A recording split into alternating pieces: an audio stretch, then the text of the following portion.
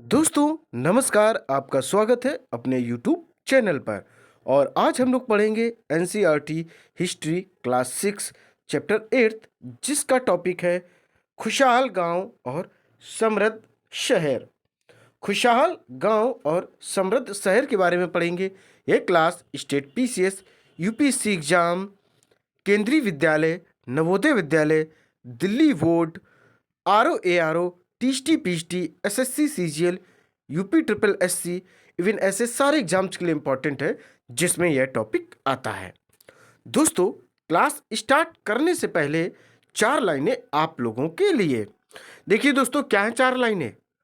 रख हौसला वो मंजर भी आएगा, रख हौसला वो मंजर भी आएगा, प्यासे के पास चल के समंदर भी आएगा। थक कर ना बैठ ए मंजिल के मुसाफिर, थक कर ना बैठ ए मंजिल के मुसाफिर, मंजिल भी मिलेगी और मिलने का मजा भी आएगा।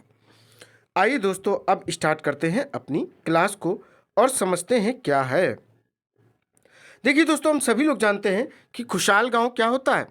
ऐसा गांव जहां पर सभी संसाधन उपलब्ध हों, पानी की उचित व्यवस्था हो, आवागमन की उचित व्यवस्था हो, सामुदायिक स्वास्थ्य केंद्र हो, ठीक है, और आसपास का वातावरण सही हो, सारे के सारे संसाधन जो हैं वह उपलब्ध होनी चाहिए, सारी फैसिलिटी अवेलेबल होनी चाहिए। तो पहले देख लेते हैं इसके अंदर पढ़ना क्या है। स्टोरी से स्टार्ट करेंगे। लोहार की दुकान पर प्रभाकर, प्रभाकर नाम के लड़के से स्टोरी को शुरुआत करेंगे। फिर हम पढ़ेंगे लोहे के औजार और इसका खेती में कैसे उपयोग होता है, या लोहे के जो औजार बनाए जाते हैं उनका अन्य कितनी तरीकों से उपयोग या किस किस फील्ड में उनका उपयोग किया जाता है। फिर कृषि उत्पादन बढ़ाने के लिए उठाए गए अन्य कदम, सिंचाई इत्यादि चीज़ें भी पढ़ेंगे कि कृषि में अधिक से अधिक उत्पादन कैसे किया जाए, इस पर भी हम लोग चर्चा करेंगे दोस्तों। इसके अलावा देखिए दोस्तों, गांव में कौन लोग रहते हैं, गांवों में कौन रहते हैं, इसके बारे में भी चर्चा करेंगे। आपको बता दें दोस्तों, जो भारत की पॉपुलेशन है उसका 60% लोग आज भी गांव में निवास करते हैं और खेती बाड़ी करके अपना जीवन यापन करते हैं दोस्तों। देखिए, प्राचीनतम तमिल रचनाएं के बारे में थोड़ा बहुत पढ़ेंगे। नगर क्या कहती हैं कहानियां, यात्रा विवरण, मूर्ति कलाएं और पुरातत्व, और एक निर्धन की चतुराई, ये एक छोटी सी स्टोरी है, इसको भी हम लोग पढ़ेंगे दोस्तों। देखिए, दिल्ली में मिला वलय कूप हड़प्पा की जल निकास व्यवस्था से एक कैसे भिन्न है, इसके बारे में भी दोस्तों हम लोग थोड़ा बहुत पढ़ेंगे। कुछ और ये भी देखिए, कुछ कलाएं दी गई हैं, इसके बारे में भी पढ़ेंगे। फिर हम लोग पढ़ेंगे गेरी गाजा भरूच का यूनानी नाम की यह भी कहानी हम लोग दोस्तों पढ़ेंगे। फिर सिक्के मिले, आहत सिक्के, इनके बारे में भी जानकारी करेंगे, ये जैसे आप लोग चित्र देख पा रहे होंगे। फिर विनिमय के अन्य साधन, विनिमय होता है जो सामान आपके पास है उसे स्थान परिवर्तित करना। जैसे राम और श्याम 2 भाई हैं, राम के पास चने और श्याम के पास गेहूं है, तो उन्होंने आपस में इनको बदल लिया, इसी को विनिमय इंग्लिश में एक्सचेंज कहा जाता है। नगर अनेक गतिविधियों के केंद्र, गतिविधियां चलने फिरने दौड़ने भागने से संबंध हो सकता है, साधनों से हो सकता है, खाने पीने की व्यवस्थाओं से हो सकता है, लोगों के रोजगार से हो सकता है, लोगों के कौशल से हो सकता है, ये सब गतिविधियों से ही संबंध रखते हैं दोस्तों। फिर शिल्प तथा शिल्पकार, उत्तरी काले चमके पात्र, इनके बारे में भी दोस्तों हम लोग पढ़ेंगे। सूत कातने और बुनने के कुछ नियम हैं, इसके बारे में भी जानेंगे। सूक्ष्म निरीक्षण, अरिका मेढू के बारे में भी हम लोग बहुत अच्छे से पढ़ेंगे। अवलेखित मिट्टी के कुछ बर्तन हैं, इनके बारे में भी दोस्तों जानकारी प्राप्त करें। अन्यत्र में आप एक चित्र देख पा रहे होंगे, एक्वाडक्ट है ये, इसके बारे में भी आपको बाद में बताएंगे। तो आइए दोस्तों अब स्टार्ट करते हैं अपनी क्लास को। खुशहाल गांव और समृद्ध शहर क्या है दोस्तों? खुशहाल गांव और समृद्ध शहर। देखिए, लोहार की दुकान पर प्रभाकर लोहारों को काम करते देख रहा था। एक छोटी सी बेंच पर कुल्हाड़ी और हसिया जैसे कुछ औजार देखने के लिए रखे थे। हम सभी लोग जानते हैं कि जो लोहार होते हैं वे लोहे से संबंधित काम करते हैं, विभिन्न प्रकार के औजार या खिड़कियां, गेट, दरवाजे इत्यादि चीजें बनाते हैं। दूसरी ओर भट्टी जल रही थी और औजार बनाने के लिए दो लोग लोहे की एक छड़ को गर्म कर उसे पीट रहे थे, क्योंकि लोहा की अगर आकृति में परिवर्तन करना है तो उसके पहले उसको हीट करना पड़ेगा, गर्म करना पड़ेगा। जब उसे गर्म कर लेंगे, उसके बाद जब उस पर चोट देंगे तो उसके आकार में परिवर्तन होगा, या यूं कहें कि उसकी आकृति में परिवर्तित करके जो आकृति आप चाहते हैं आकार में, उसमें आप उसे ढाल सकते हैं। फिर आकर को ये सब चीज़ें कैसे लगी? बड़ी मज़ेदार लगी कि ये किस तरीके से कार्य होता है। आप छोटे बच्चों को देखो जो 10-12 साल के होते हैं, वो इन सब कामों में बड़ा इंटरेस्ट लेते हैं। हम लोग पढ़ेंगे लोहे के औजार और खेती। देखिए दोस्तों, लोहे का प्रयोग जो है आज एक आम बात है। हम लोग देख रहे हैं विभिन्न प्रकार के जो वाहन होते हैं, चाहे वो इलेक्ट्रिसिटी के हों, सॉरी वाहन इन the sense of car, bikes, जो भी चीज़ें हैं, बोट वगैरह, ये मेटल्स के यहाँ बनाए जाते हैं। मैक्सिमम मेटल्स के बनाए जाते हैं, स्पेशली आयरन के। फिर घर के बहुत सारे सामान होते हैं, वो भी बनाए जाते हैं। तो देखते हैं, लोहे की चीज़ें हमारे रोज़मर्रा की ज़िंदगी का हिस्सा बन गई हैं। इस उपमहाद्वीप में लोहे का प्रयोग लगभग 3000 साल पहले शुरू हुआ था। अगर कभी आपसे पूछा जाए कि लोहे की जो शुरुआत है वह कितने हजार साल पहले हुई थी, तो 3000 साल पहले हुई थी। महापाषाण कब्रों में लोहे के औजार और हथियार बड़ी संख्या में मिले हैं। इसके बारे में हम लोग किस चैप्टर में पढ़ चुके हैं? चौथे चैप्टर में मैंने आपको पढ़ाया है कि किस तरीके से कोई कब्र खोदी गई, उसमें उसके साथ विभिन्न प्रकार के औजार प्राप्त हुए हैं। वो औजार ज्यादातर लोहे के बने होते थे। करीब 2500 साल पहले, 2500 वर्ष पहले, लोहे के औजारों के बढ़ते उपयोग का प्रमाण मिलता है। इनमें जंगलों को साफ करने के लिए कुल्हाड़ियाँ और जुताई के लिए हलों के फाल शामिल हैं। अगर बाई चांस पूछा जाए क्या क्या मिलता है, तो उस दौरान क्या कुल्हाड़ी उपयोग की जाती थी जंगलों को साफ करने के लिए, और जुताई के लिए हलों का प्रयोग किया जाता था, अर्थात हलों के फाल प्राप्त हुए हैं। और हम लोगों ने चैप्टर 5 में पढ़ा है कि लोहे के फाल के इस्तेमाल से कृषि जो उत्पादन है वह बढ़ जाती है, क्योंकि लोहे के फाल होता है वह लकड़ी के फाल की अपेक्षा स्ट्रांग होता है, तो जमीन जो मजबूत होती है उसे वो आराम से लोहे के फाल से जोत पाते हैं।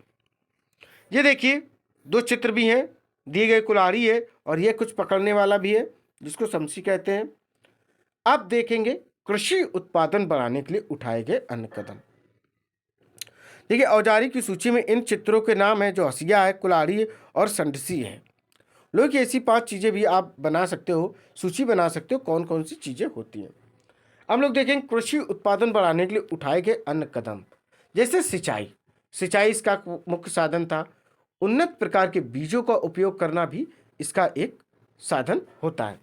देखिए, समृद्ध गांवों के बिना राजाओं तथा उनके राज्यों का बने रहना मुश्किल था। जिस तरह कृषि के विकास में नए औजार तथा रोपाई महत्वपूर्ण कदम थे, उसी तरह सिंचाई भी काफी उपयोगी साबित हुई।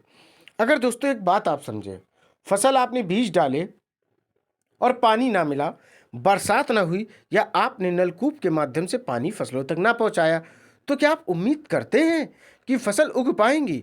दोस्तों नहीं, किसी भी तरीके से कोई भी फसल उग नहीं पाएगी। देखिए दोस्तों, उसी तरह सिंचाई भी काफी उपयोगी साबित हुई है। इस समय सिंचाई के लिए नहरें, कुएं, तालाब तथा कृत्रिम जलाशय बनाए गए थे, अर्थात यही उस समय साधन हुआ करते थे। अब तो नलकूप वगैरह हो गया, समरसेबल हो गया, या विभिन्न प्रकार के ट्यूबवेल वगैरह, इन तरीके से भी अब सिंचाई की जाने लगी है। दोस्तों देखिए, अब तुम्हें चार्ट में तुम्हें सिंचाई से आए परिवर्तन दिखाए गए हैं। खाली स्थानों में सही वाक्य भरें। लोगों द्वारा परिश्रम किया गया, किसानों को लाभ मिला क्योंकि अब उत्पादन की अनिश्चितता घटी। अब उत्पादन वे अधिक से अधिक कर सकते थे। कर अदा करने के लिए किसानों को उत्पादन बढ़ाना था। राजाओं ने सिंचाई की योजना बनाई और धन खर्च किया। देखिए, राजा को सेना, महल और किले बनवाने के लिए धन चाहिए था, तो वो सब क्या टैक्स वगैरह वसूलते थे। वे किसानों से क्या लेते थे? कर लेते थे। फिर इन चीज़ों को आप पढ़ें और स्वयं भरें। अब हमें समझना कि गांव में कौन लोग रहा करते थे। देखिए, इस उपमहाद्वीप के दक्षिणी तथा उत्तरी हिस्सों के अधिकांश गांवों में कम से कम 3 तरह के लोग रहते थे। अब वो 3 तरह के कौन कौन थे समझते हैं। तमिल क्षेत्र में बड़े भूस्वामी को वे लल्ला कहते थे। क्या कहते थे? जो तमिलनाडु, जो कि एक दक्षिणी राज्य है वर्तमान में भारत का, उस समय भी दक्षिणी राज्य ही हुआ करता था। साथ में तटीय राज्य भी है। तो दोस्तों, यहाँ जो बड़े भूस्वामी होते जिनके पास बहुत अधिक जमीन होती थी, उनको वेलल्ला कहते थे। साधारण हलवाओं को उणवार कहते थे। जो साधारण हलवाए हुआ करते थे उनको उणवार कहा जाता था। भूमिहीन मजदूरों को दास या कैडेसियार या अधिमलाई कहते थे। देखिए, अधिमाई भी कहते थे। जिनके पास भूमि अधिक है वो वेलल्ला। जो बीच के लोग हैं, जिनके पास कम भूमि है, लिमिटेड भूमि है, उनको हलवाओं के नाम से जानते थे और उनको उणवार भी कहते थे। अब ऐसे लोग भी आते थे जिनके पास दोस्तों बिल्कुल भी भूमि नहीं हुआ करती थी, उनको दास, कैडेसियार या अधिमई भी कहते थे। देश के उत्तरी हिस्से में गांव का प्रधान व्यक्ति ग्राम भोजक कहलाता था। देश के जो उत्तरी हिस्से थे वहाँ जो गांव का प्रधान होता था उसे ग्राम भोजक कहते थे। अक्सर एक ही परिवार के लोग इस पद पर कई पीढ़ियों तक दोस्तों बने रहते थे। क्या होता था, कई पीढ़ियों तक यही लोग इस पर राज करते थे। यानी कि यह पद कैसा था, अनुवांशिक था। कभी आपसे इस तरीके का क्वेश्चन पूछा जाए कि उस समय क्या होता था, कैसे लोग किसी गांव पर शासन करते थे, तो प्रधान हुआ करते थे और ये प्रधान वंशानुगत होते थे। अर्थात पिता, पिता के बाद बेटे, फिर बेटे से बेटा, इस तरीके से वे बने रहते थे। इनको ग्राम भोजक के पद क्या कहा जाता था, ग्राम भोजक के नाम से जाना जाता था। ग्राम भोजक के पद पर आमतौर पर गांव का सबसे बड़ा भूस्वामी होता था। वही दोस्तों उस पद पर रहता था जिसके पास सबसे अधिक जमीन हुआ करती थी। साधारणतः इनकी जमीन पर इनके दास और मजदूर काम करते थे। इसके अतिरिक्त प्रभावशाली होने के कारण प्राय राजा भी कर वसूलने का काम इन्हें ही सौंप देते थे, क्योंकि ये गांव में पावरफुल हुआ करते थे। तो राजा इनसे कहते थे कि आप कर वसूलें और उस कर को यहाँ तक पहुँचाएं। ये न्यायाधीश का और कभी कभी पुलिस का भी काम करते थे। ग्राम भोजकों के अलावा अन्य स्वतंत्र कृषक भी होते थे जिन्हें गृहपति कहते थे। कुछ ऐसे भी कृषक होते थे दोस्तों जो किसी के अधीन नहीं थे। उन्हें गांव के प्रधान से या भोजक से कोई मतलब नहीं था, वो फ्री होकर अपनी खेती करते थे। इनको गृहपति कहते थे। क्या कहते थे, इनको दोस्तों गृहपति कहा जाता था। इनमें ज्यादातर क्या होते थे, छोटे छोटे किसान होते थे। इसके अतिरिक्त कुछ ऐसे स्त्री पुरुष थे जिनके पास अपनी जमीन नहीं होती थी। इनमें दास कर्मकार आते थे जिन्हें दूसरों की जमीन पर काम करके अपनी जीविका चलानी पड़ती थी। अर्थात अपने पेट को भरना है तो दूसरे के यहाँ काम करना है। अधिकांश गांवों में देखो कौन कौन रहते थे, लुहार, कुम्हार, बढ़ई तथा बुनकर जैसे कुछ शिल्पकार भी होते थे। शिल्पकारों का भी बड़ा अहम रोल होता था। विभिन्न प्रकार की वे चीजें बनाते थे और राजमहल तक वे पहुंचाते थे। अब हम लोग कुछ देखेंगे प्राचीनतम तमिल रचनाएं। तमिल भी प्राचीनतम रचनाओं को संगम साहित्य कहते हैं। इनकी रचना करीब 2300 साल पहले की गई है। इन्हें संगम इसलिए कहा जाता है क्योंकि मदुरै, मदुरै मतलब चेन्नई जिसका नाम है, कि कवियों के सम्मेलनों में इनका संकलन किया जाता था। गांव में रहने वालों के जिन तमिल नामों का उल्लेख यहाँ किया गया है वे संगम साहित्य में पाए जाते हैं। हम लोग देखेंगे कि नगर क्या कहती हैं कहानियां, यात्रा विवरण, मूर्ति कलाएं और पुरातत्व। ये सब चीजें दोस्तों हम लोगों को प्राप्त हुई हैं और इन सब चीजों से हमें विभिन्न प्रकार की जानकारी मिलती है। तुमने जातकों के बारे में सुना होगा। ये वे कहानियां हैं या ये वो कहानियां हैं जो आम लोगों में प्रचलित थी। बौद्ध भिक्षुओं ने इनका संकलन किया। यहाँ एक जातक कथा दी गई है जिसमें बताया गया है कि निर्धन किस तरह धीरे धीरे धनी बन जाता है। आइए दोस्तों अब इसमें पढ़ते हैं कैसे कोई गरीब व्यक्ति अपनी स्मार्टनेस से वो रिच पर्सन बन जाता है। देखिए, एक शहर में गरीब युवक रहता था। उसके पास एक मरे चूहे के अलावा कुछ नहीं था। क्या था, उसके पास एक मरा हुआ चूहा था। उसने उस चूहे को एक सिक्के में एक भोजनालय वाले की बिल्ली के लिए बेच दिया। फिर एक दिन बड़ी जोर की आंधी आई। राजा का बगीचा टूटी टहनियों और पत्तों से भर गया। उनका माली इसे साफ करने की बात से परेशान उठा। युवक ने माली से कहा कि अगर लकड़ियां और पत्ते उसे मिल जाएं तो वह बगीचे की सफाई कर सकता है। माली तुरंत मान गया। वो इसलिए मान गया कि उसका काम हल्का हो जाएगा और इसको जो चाहिए कबाड़ या कचरा जो चाहिए वो अपना ले जाए। युवक ने पास खेल रहे बच्चों को एक कहकर इकट्ठा कर लिया कि प्रत्येक टहनी और पत्ते के बदले वे उन्हें एक एक मिठाई मिलेगी। देखते ही देखते उन्होंने बगीचे से एक एक तिनका चुनकर गेट के पास इकट्ठा कर दिया। तभी उधर से राजा का कुमार बर्तनों को पकाने के लिए ईंधन की तलाश में गुजरा। उसने पूरे ढेर को खरीद लिया। इस तरह युवक के पास कुछ और पैसे या रुपए आ गए। अब उस युवक ने एक और योजना बनाई, अर्थात एक और उसने प्लान बनाया। एक बड़े बर्तन में पानी भरकर वह नगर के द्वार पर गया और वहां उसने घास काटने वाले 500 लोगों को पानी पिलाया। जो लोग घास काट रहे थे उसको उसने पानी पिलाया। खुश होकर उन लोगों ने कहा, तुमने हमारे लिए इतना अच्छा काम किया, बताओ अब हम तुम्हारे लिए क्या कर सकते हैं। उसने कहा, मैं आपको यह तब बताऊंगा जब मुझे आपकी सहायता की जरूरत होगी। इसके बाद उसने एक व्यापारी से दोस्ती की। एक दिन उस व्यापारी ने बताया, कल एक घोड़े का व्यापारी 500 घोड़ों के साथ शहर में आ रहा है। यह सुनकर उस युवक ने उन घास काटने वालों के पास जाकर कहा, कृपया तुम सब एक एक घास का गट्ठर मुझे दे दो और अपनी घास तब तक मत बेचो जब तक कि मेरी ना बिक जाए। उन्होंने उस घासों के 500 गट्ठर उसको दे दिए, क्योंकि उसने 500 लोगों को पानी पिलाया था, इसलिए उसके पास 500 घास के गट्ठर इकट्ठा हो गए। जब घोड़े के व्यापारी को कहीं भी घास ना मिली तो उसने इस युवक की घास 1000 सिक्के में खरीद ली। देखिए, सोचो दोस्तों, उसने किस तरीके से पैसे अपने कमाए और अपने आप को आगे बढ़ाया। अब यहाँ से देखते हैं प्राचीन नगरों के जीवन के बारे में हमें कुछ अन्य स्रोतों से भी पता चलता है। शहरों, गांवों या फिर जंगलों के जीवन से जुड़ी घटनाओं को मूर्तिकार कलात्मक ढंग से उकेरते थे।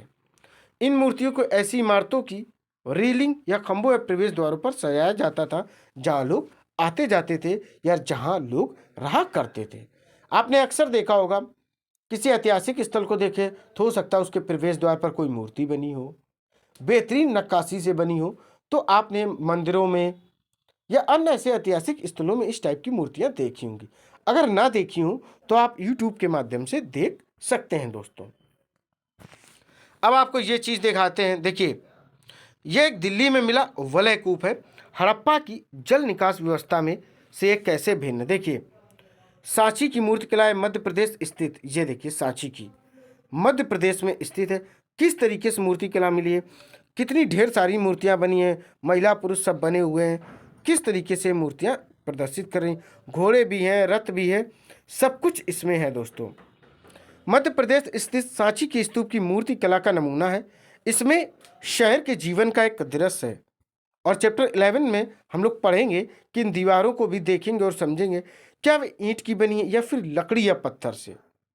इसकी जो रेलिंग की लकड़ी बनी है इन इमारतों की छतों का वर्णन कर सकते। देखिए, इसको देख सकते और इसकी पूरी जानकारी आप लोगों को हम नेक्स्ट चैप्टर में देंगे। देखिए, अध्याय 5 में वर्णित अनेक शहर महाजनपदों की राजधानी थी। जैसा कि तुमने पढ़ा, इनमें से कुछ शहर परकोटों से घिरे होते थे। किससे? परकोटों से घिरे थे, जैसा कि तुम ऊपर के चित्र में देख रहे थे।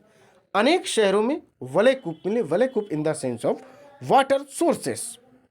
पानी के ऐसे बहुत सारे स्रोत मिले हैं जिनसे यह प्रतीत होता है कि उस समय लोग इस माध्यम से पानी का उपयोग किया करते होंगे, ऐसे पानी को प्राप्त करते होंगे। ये वलय कूप गुसल खाने, देखिए दोस्तों से, ये वलय कूप गुसल खाने, नाली या कूड़ेदान के लिए प्रयुक्त होते थे। प्राय ये वलय कूप लोगों के घरों में होते थे। क्या होते थे? घरों में होते थे। आपने एक टेक्निक्स पहले देखी होगी, 20 साल पहले जब नालियां वगैरह गांव में नहीं बनी थी, लोग क्या करते थे, गड्ढा करके नाली में पानी, उस गड्ढे में जो बाथरूम वगैरह का पानी होता था उसको वो इकट्ठा करते थे। क्या होता था, घर के बाहर एक गड्ढा हुआ करता था, उसमें वो पानी जाया करता था और उस पानी को बाद में वो बाहर निकाल कर फेंक देते थे या डायरेक्ट उसे खेत तक पहुंचा देते थे। इस तरीके से पहले नालियों वगैरह का पानी लोग सुरक्षित किया करते थे। देखिए, महलों, बाजारों या आम घरों के अवशेष बहुत कम मिले हैं। संभवतः लकड़ी, मिट्टी व कच्ची ईंटों या छप्पर से बने होने के कारण ये ज़्यादा समय तक टिक ना पाए। भविष्य में पुरातत्वविद इनकी खोज कर सकते हैं। प्राचीन शहरों के बारे में वहां गए नाविकों तथा यात्रियों के विवरणों द्वारा भी पता चलता है, ऐसा कि विस्तृत विवरण किसी अज्ञात यूनानी नाविक का है। देखते हैं दोस्तों क्या है जिन जिन। देखिए ये रहा यूनानी, इसकी भी स्टोरी थोड़ी सी समझ लेते हैं दोस्तों। इस स्टोरी से फ़ायदा यह है कि आपको कॉन्सेप्ट समझने में सुविधा होगी, इसलिए ध्यान से दोस्तों इस स्टोरी को समझें। देखिए दोस्तों, बेरीगाजा भरूच का यूनानी नाम की एक, बेरीगाजा कौन है? ये यूनानी एक था। देखिए बेरीगाजा की सकरी खाड़ी में समुद्र से आने वालों के लिए नाव चला पाना बहुत मुश्किल होता है। आइए दोस्तों एक बार फिर से देखते हैं। बेरीगाजा की सकरी खाड़ी में समुद्र से आने वालों के लिए नाव चला पाना बहुत मुश्किल होता है। राजा के द्वारा नियुक्त कुशल और अनुभवी स्थानीय मछुआरे ही यहाँ जहाज ला सकते थे। बेरगाजा में शराब, तांबा, टिन, सीसा, मूंगा, पुखराज, कपड़े, सोने और चांदी के सिक्कों का आयात होता था। हिमालय की जड़ी बूटियां, हाथी दांत, गोमेद, कार्निलियन, सूती कपड़ा, रेशम तथा इत्र यहाँ से निर्यात किए जाते थे। राजा के लिए व्यापारी विशेष उपहार लाते थे। इनमें चांदी के बर्तन, गायक किशोर, सुंदर औरतें, अच्छी शराब तथा उत्कृष्ट महीन कपड़े शामिल थे। राजा के लिए दोस्तों इस तरीके के उपहार आते थे। फिर से सुनो, चांदी के बर्तन, गायक किशोर, सुंदर औरतें, अच्छी शराब और उत्कृष्ट महीन कपड़े भी शामिल हुआ करते थे। अब आप लोग वहां से पढ़ रहे थे, जिन जिन पत्थरों पर वह गया उन सभी के बारे में उसने उल्लेख किया। देखिए भरूच के बारे में हम लोगों ने पढ़ लिया, यह कहाँ था? यूनान का एक यात्री था। हम लोग पहले देखें आहत सिक्के क्या होता है।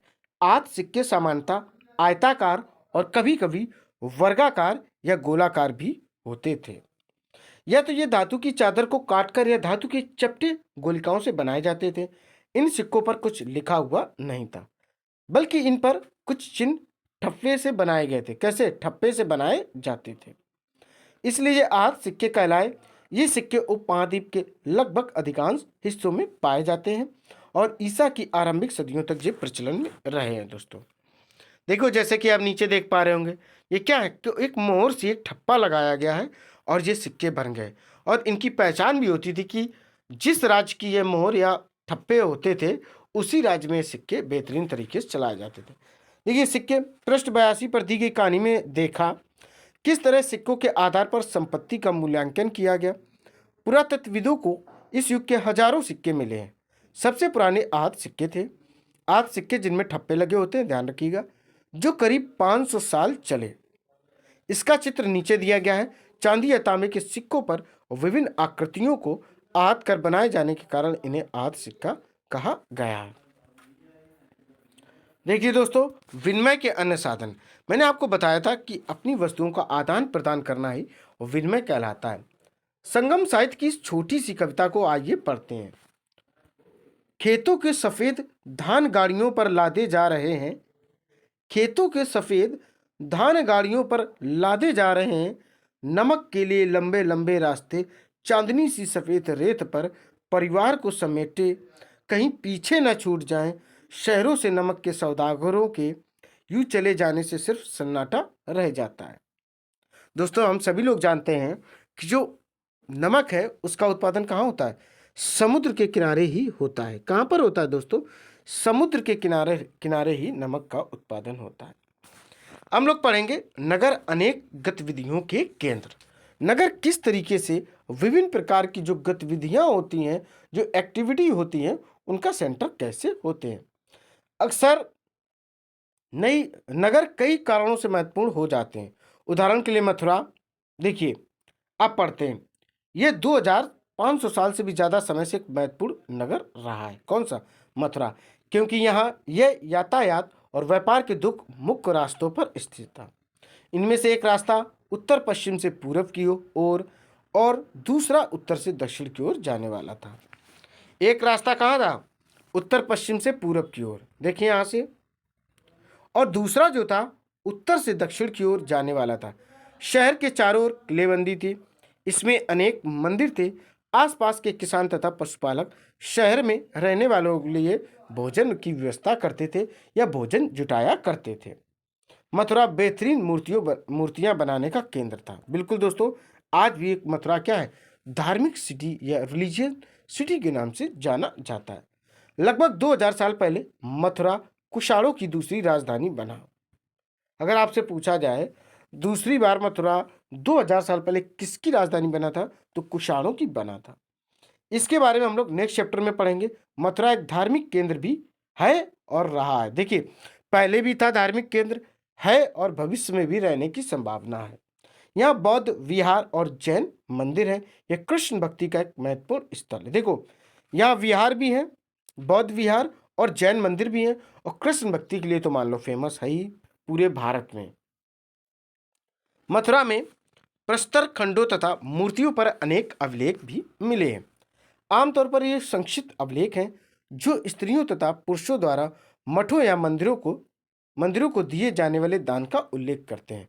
प्राय शहर के राजा, रानी, अधिकारी, व्यापारी तथा शिल्पकार इस प्रकार के दान करते थे। उदाहरण के लिए मथुरा के अभिलेखों में सुनारों, लोहारों, बुनकरों, टोकरी बुनने वालों, माला बनाने वालों और इत्र बनाने वालों के उल्लेख मिलते हैं। अर्थात इतने लोगों के उल्लेख दोस्तों प्राप्त होते हैं। हम लोग देखेंगे शिल्प तथा शिल्पकार। उसके पहले देख लेते हैं उत्तरी काले चमके पात्र। देखिए, ये एक कठोर चाक निर्मित धातु की तरह दिखने वाले तथा चमकदार काली सतह वाले पात्र हैं।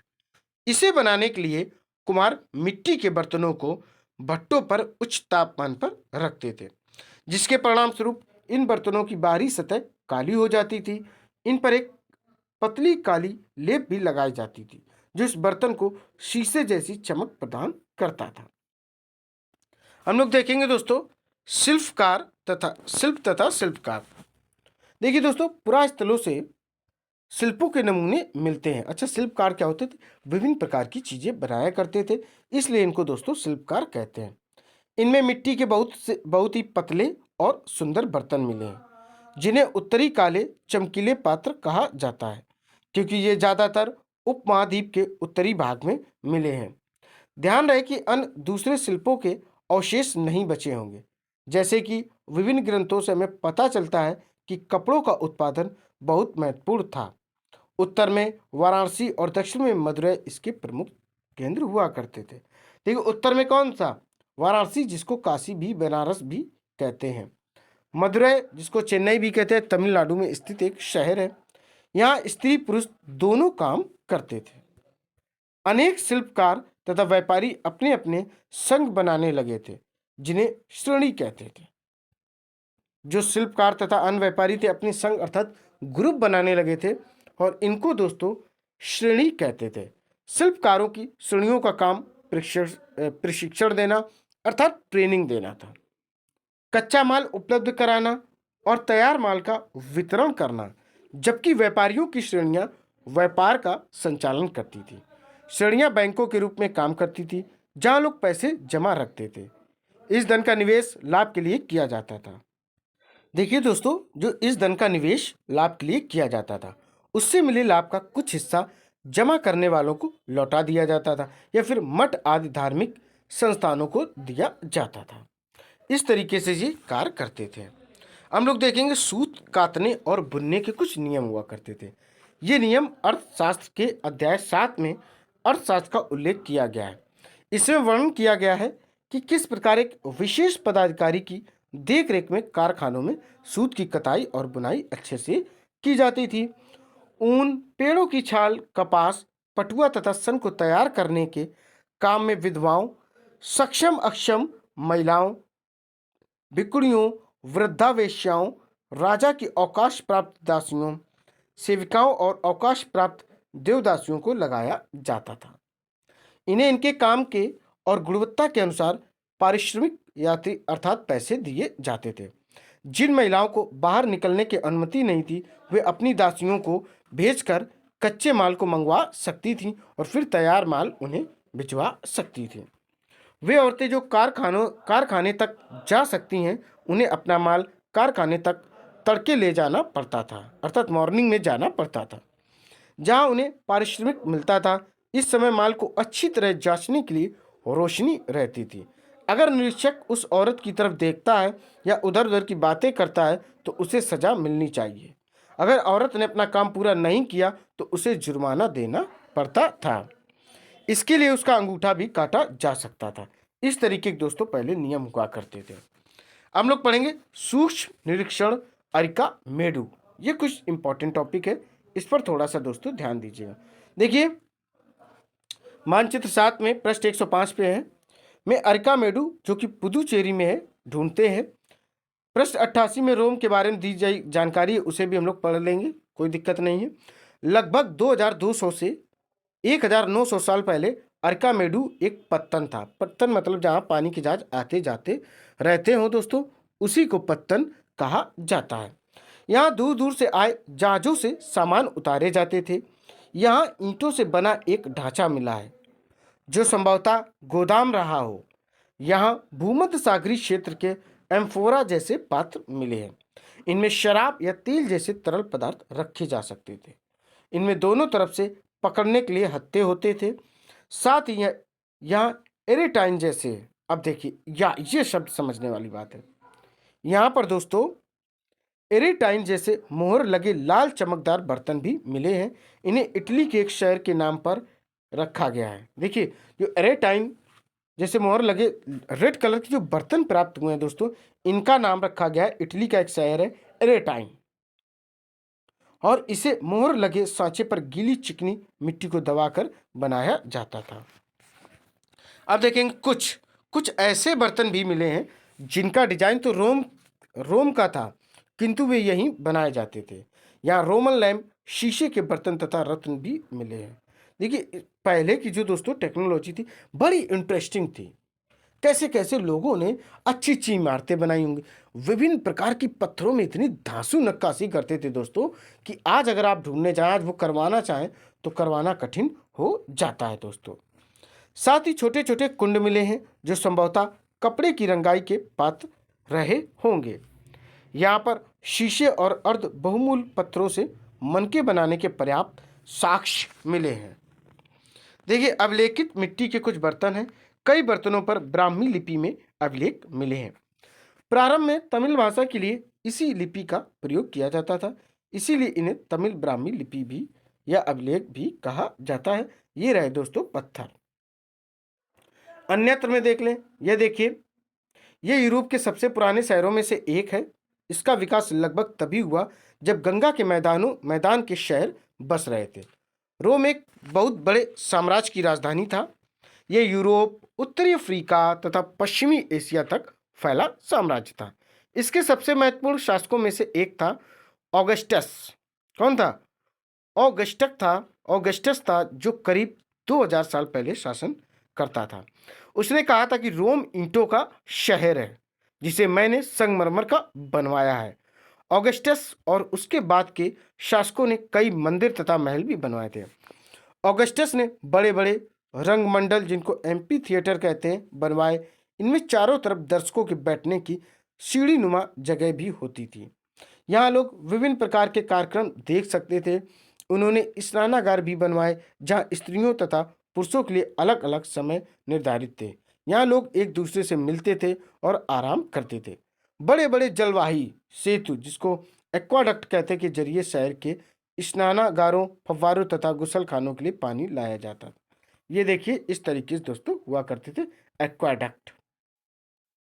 तो दोस्तों कुछ शब्द जैसे आपने पढ़ा, लोहा, गांव, सिंचाई, संगम, नगर, वलयकूप, पत्तन, श्रेणी। कुछ तिथियां आप समझ लें, जैसे उपमहाद्वीप के लोहे के प्रयोग की शुरुआत करीब 3000 साल पहले हुई थी। लोहे के प्रयोग में बढ़ोतरी नगर आहत सिक्के करीब 2500 साल पहले इनकी स्टार्टिंग हुई थी। संगम साहित्य की रचना की शुरुआत की बात करें 2300 साल पहले शुरू हुई। अर्कामेडू का पत्तन करीब 2200 तथा 1900 साल पहले हुआ था। तो इतनी चीज़ें दोस्तों आप लोगों ने पढ़ ली हैं। उम्मीद है कि आपको पसंद आया होगा। फिर से ऊपर से एक बार दिखा देते हैं दोस्तों। ये आपने पढ़ा खुशहाल गांव और समृद्ध शहर को। लोहार की दुकान पर प्रभाकर जाता है और देखता है ये कैसे किस तरीके से ये विभिन्न प्रकार के औजार बनाते हैं। फिर लोहे की खेत के औजार के बारे में पढ़ते हैं, खेती में कैसे उपयोगी होते हैं। कृषि उत्पादन बढ़ाने के लिए सिंचाई कैसे महत्वपूर्ण है, इसके बारे में भी पढ़ा हम लोगों ने। गांव में कौन लोग रहते हैं और वो क्या कार्य करते हैं, किस तरीके के वेलल्ला होते हैं। फिर प्राचीनतम कुछ तमिल रचनाएं भी हमने देखी। नगर क्या कहती कहानियां, यात्रा विवरण, मूर्तिकला, विभिन्न प्रकार की मूर्तियों के बारे में भी हम लोगों ने पढ़ा। एक निर्धन की चतुराई, किस तरीके से गरीब व्यक्ति कैसे अमीर होता है उसके बारे में भी इस स्टोरी में हमने देखा था और पढ़ा, समझा दोस्तों। ये वलय कूप दिल्ली में मिले, इनके बारे में भी पढ़ा। ये भी क्या होते थे, पानी से संबंध इनका हुआ करता था। कुछ मूर्ति की रचनाएं मिली हैं, ये किस तरीके से बनती थी और क्या पर्पज होता था, इसको भी दोस्तों मैंने आपको बताया है। फिर बेरगाजा, जो कि यूनान की जगह भरूच, वहाँ का एक व्यक्ति था जो कि क्या था, घूमने वाला व्यक्ति था, उसने विभिन्न प्रकार की जानकारी दी। फिर आज सिक्के और सिक्के के बारे में पढ़ा, जैसा कि आप चित्र में देख पा रहे होंगे। फिर विनिमय के अन्य साधन के बारे में पढ़ा, किताब कविता के माध्यम। नगर अनेक गतिविधियों का किस तरीके से केंद्र हुआ करता था, अर्थात आने जाने की मार्ग भी उस नगर से गुजरा करते थे। शिल्प तथा शिल्पकार के बारे में पढ़ा, उत्तरी काले चमके के बारे में भी पढ़ा दोस्तों। इन सब चीज़ों के बारे में अच्छे से जानकारी ली। फिर सूत कातने और बुनने के कुछ नियम भी दोस्तों हम लोगों ने पढ़े। फिर लास्ट में हम लोगों ने अरिका मेढू के बारे में पढ़ा। किसके बारे में पढ़ा, अरका मेढू के बारे में भी दोस्तों हम लोगों ने पढ़ा। फिर अन्यत्र के बारे में पढ़ा, एक्वाडक्ट, किसके बारे में पढ़ा, एक्वाडक्ट के बारे में भी दोस्तों हम लोगों ने पढ़ा। इतनी चीज़ें दोस्तों हम लोगों ने पढ़ी हैं। उम्मीद है आपको ये चैप्टर पसंद आया होगा और प्रॉमिस है दोस्तों कि आप लोग फटाफट बस लाइक करें, शेयर करें, चैनल को सब्सक्राइब करें। और आपको देखिए थ्योरी भी मिलेगी एनसीईआरटी की, प्लस रिवीजन क्लासेस भी मिलेंगे और शॉर्ट नोट्स की भी क्लासें मिलेंगी। दोस्तों फटाफट मेरे वीडियो को लाइक करें, शेयर करें, चैनल को सब्सक्राइब करें दोस्तों। जय हिंद, जय भारत।